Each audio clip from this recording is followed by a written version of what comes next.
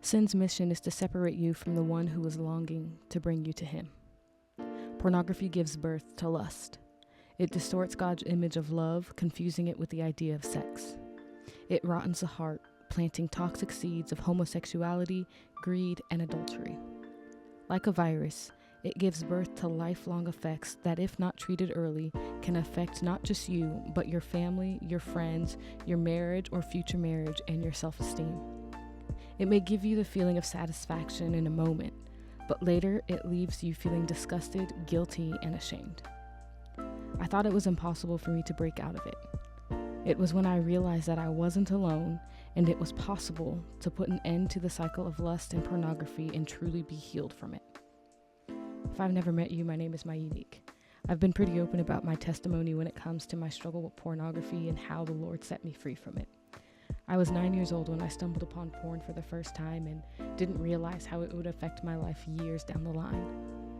From 9 to about 26, I struggled with a deep addiction to porn as I found myself trying to fill an empty void in my life that I couldn't bring myself out of.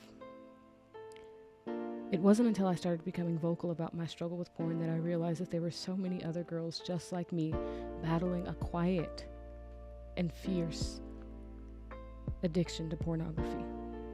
When I started sharing my story, I started listening to others and realized that I actually wasn't alone in all of this.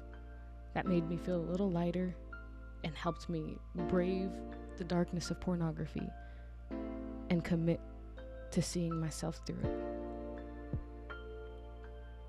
An organization called Exodus Cry recently reached out to me, wanting me to be a part of something beautiful that they are building and talking about, which is how girls struggle with pornography.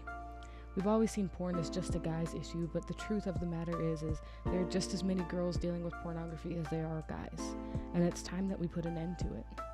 I was able to go to Washington D.C. the other week and be a part of what I call a great moment in history as we battled the Supreme Court asking that there would be age verification in Texas when it comes to pornography.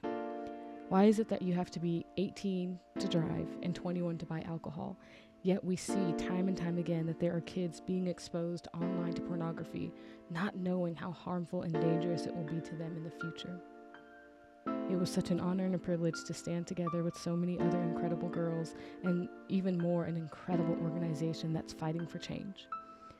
We believe that this won't just be for the 13 states that have already passed this legislation, but that it would be passed across our nation, across all 50 states, saying that we care about children more than we care about pornography, that we care about children more than we care about pocketing the billionaires that are making so much money off of porn. Porn is not normal. It was never meant to be normal. It was just a way that the enemy is using others to distort what God has created when it comes to sex. It's lustful, it's demeaning, it's hurtful, and I pray that one day we see the day where we can say that porn is banned from our country because we're better than that. I was honored to be able to go to Washington, D.C., and I hope that if you don't know more information about this struggle, that you would take time to educate yourself on the facts of the harms and dangers of pornography and share that with other people around you, because I truly believe that together we can make a difference.